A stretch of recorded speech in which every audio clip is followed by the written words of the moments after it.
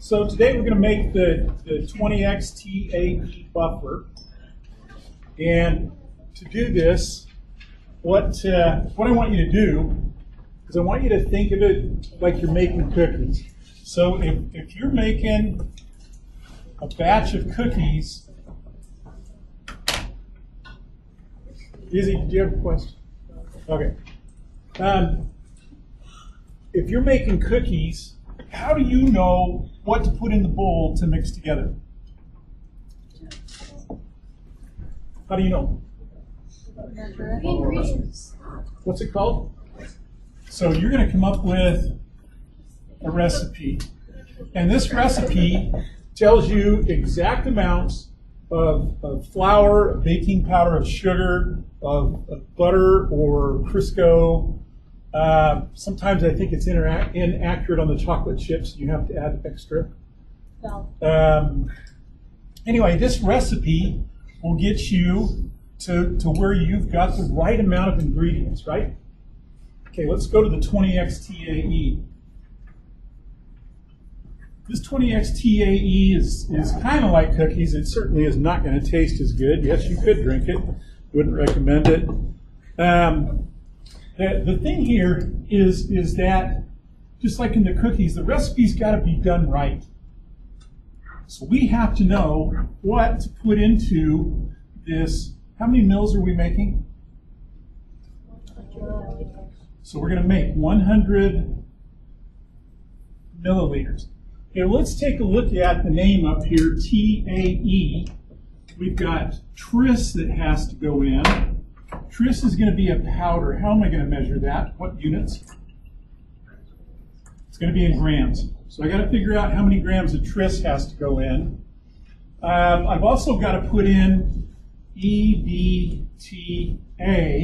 This is a liquid.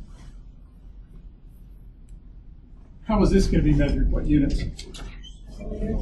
This is going to be measured in milliliters. And then the A part, the acetic acid, is already calculated. And acetic acid, the glacial acetic acid I have here, is just vinegar on steroids. I mean, it's like ultra potent vinegar. Don't sniff it. If you absolutely have to sniff it to make sure that it's vinegar, hold the bottle in your gloved hand and waft toward you. If you get a nose hit off it, it's going to burn you. It'll burn your sinuses. Okay?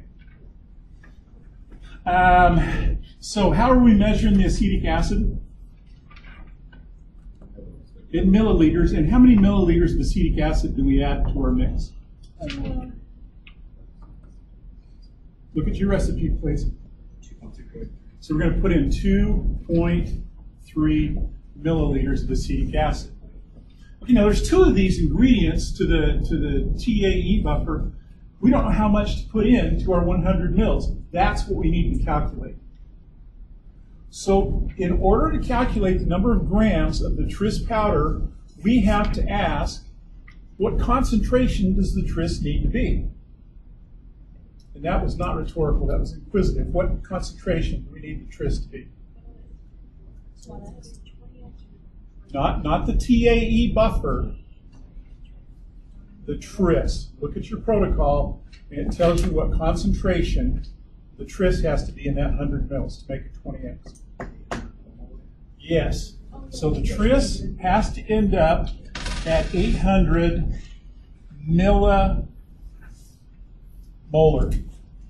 Now there's one other piece of information about the tris that's crucial to us making our calculation, and that's the molecular weight. So I have given it to you on the sheet. It's also on the tris base bottle. And that number, what is it? 121.14. Okay, so I've got a volume, I got a molecular weight, and I got a concentration. I can do that calculation. Let's figure out what we need for the amount of EDTA liquid. Now this is going to be a dilution. On this dilution, we have a stock EDTA, and what is the concentration of the stock EDTA?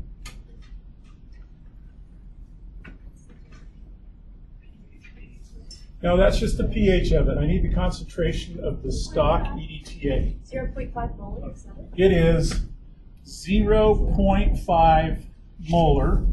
Okay, so that's my stock. What concentration do I need my working solution at? 20. 20 molar? I think, no. Is it 20 millimoles? Okay, so 20 millimolar is the concentration that I'm trying to get to. So I've got my working concentration, I've got my stock concentration, and I've got 100 mils. I can do the calculation. Okay, these are the numbers that you're going to use. I don't want to do your calculations for you. What I'm going to do is I'm going to change the numbers, and I'll do example calculations, and these are things you can write down on the back of your protocol sheet that I gave you as an example for you to do the calculations you need to. Okay, let me slide this up, and now I'm going to change things. So I have my tris base, and for my calculation, I'm going to say I need it at 300 millimolar. Remember, this is an example. This isn't your calculation. Let's say I need 200 milliliters, and let's say I'm just going to keep the molecular weight at 121.14. I got concentration, I got volume, and I got molecular mass. Which formula number am I using? Can you please take out your orange sheets with your calculation formulas? Why are you having concentration? I already did this, huh? Yeah. And I probably did your numbers, huh? Yeah. Well, crap. Numbers into ridiculous. I gave you the answer, so at least you got to do the calculation. Would it benefit you in any way for me to do this again? No. Yes. Yes? Yes. No. Okay, I'm going to do the example again. These are not your numbers. Okay, formula number 3 calls for volume times concentration times molecular weight, and that will come out equaling grams. And that's what I want to know. How many grams of tris base do I need? So to set up this formula, I look first at my volume. It says 200 mils. I need it in liters. What am I going to write here? Say it loud. 0.2 liters. I'm going to do 0.2 liters, so I convert it, and I multiply that by my concentration. My concentration is 300 millimolar here. I can't use that. So I need to change it to 0.3 molar, and I want you to remember that molar is the same as moles per liter.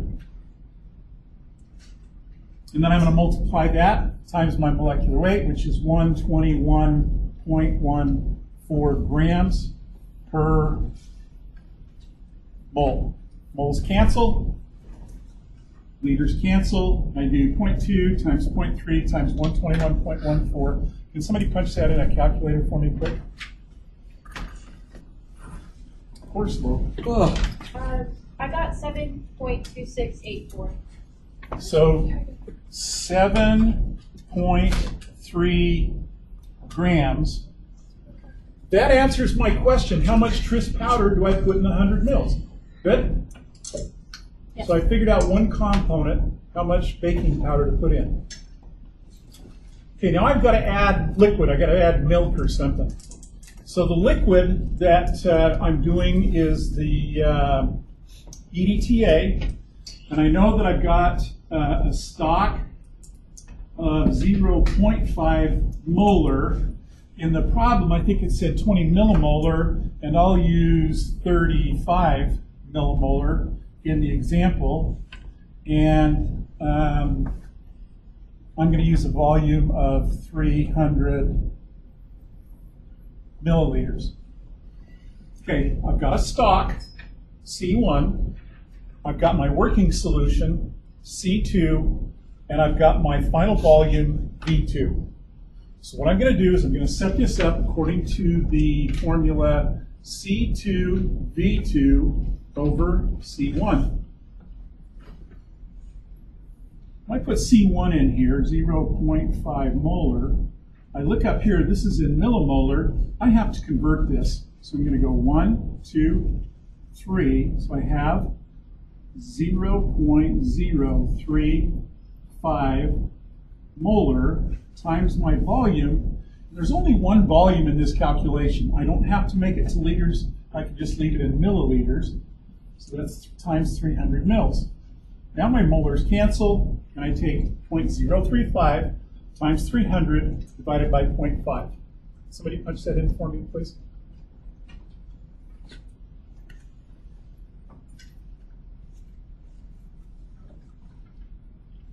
.035 times 300 divided by 0.5.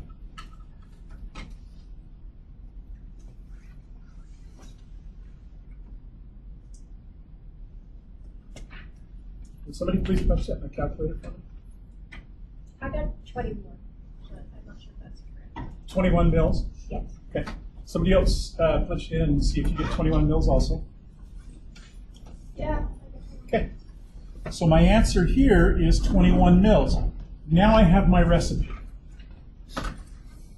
I am going to take my beaker and I'm going to put just a partial volume of liquid in here. I'm going to spin it.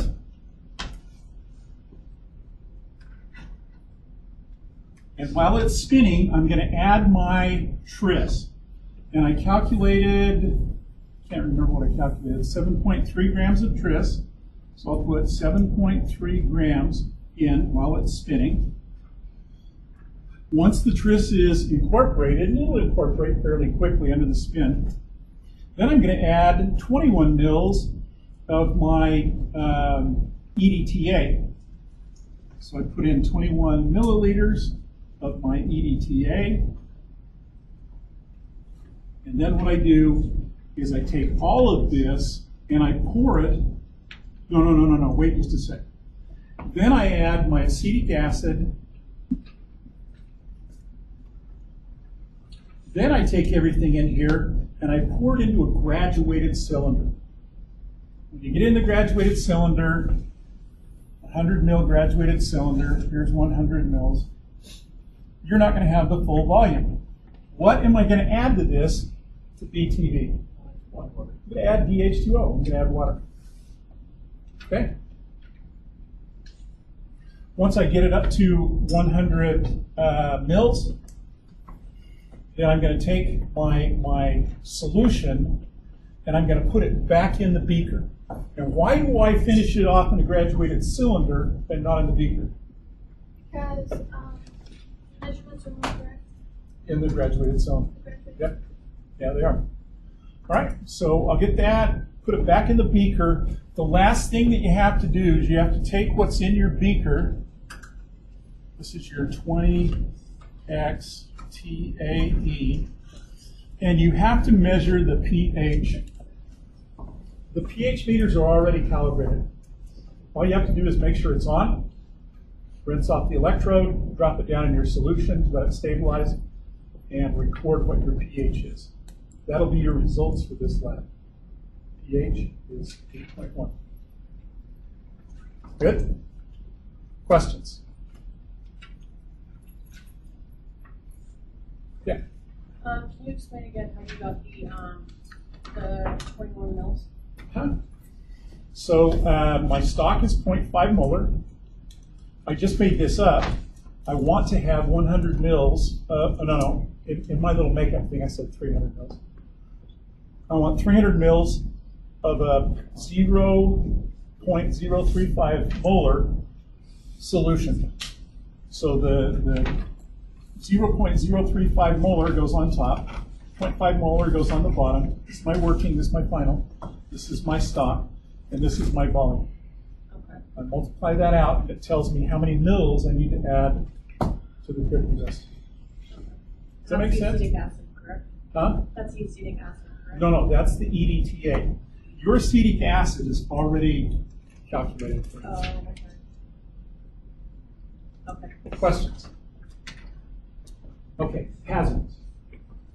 When you're doing this lab today, you've got to have goggles on. You've got to have gloves on. You've got to have your coats on. Okay, there's no getting around it. The biggest hazard is the acetic acid, the glacial acetic acid. It is very strong. It will burn you. I can't even open the bottle without it being in the fume hood. So I will turn the fume hood on. The light will be on and the fan will be on. You just lift the sash. There's a dedicated pipette in there for the acetic acid. You'll measure up your 3.2 milliliters. You'll transfer it to your solution, and then just put the pipette back down. We good? Questions? You two are working together, you two are working together, you two work together, you two, and you two, you two. And I'm going to have you three work together. Okay. Grab your lab notebooks, grab a black pen. I'm going to show you where everything is, and then I'll have you get your coats and your goggles and gloves. Okay. Oh, you know what? Sit down. There's one more thing I got to show you, and I just forgot. Sorry. Sit down.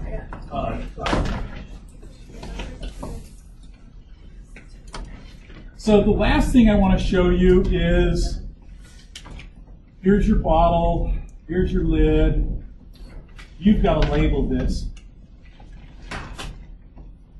So tell me some things that you think might be important on the label. Your name. Okay, so ID, that's what we're going to call it, is just identifiers. And we can do your period, which is D3, and then your initials, both of your initials. Okay? What else needs to be on the label? 3 more things. That'll be part of the ID.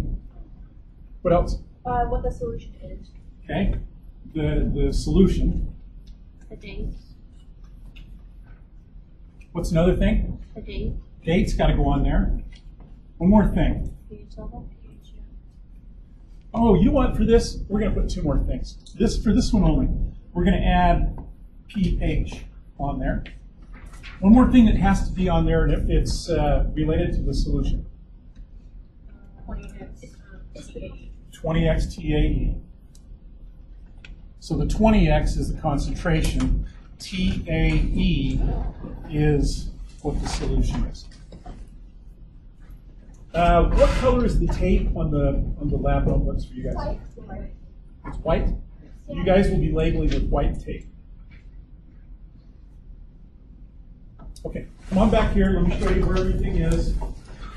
And then you get your coats, your gloves, your goggles, and your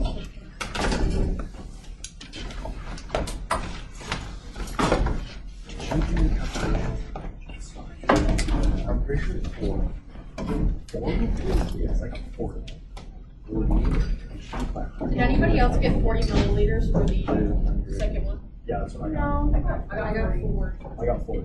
I got 40. Yeah, I got 4. Why would you put 0.1 liters? You didn't email me. You're 1 decimal off. See, I am.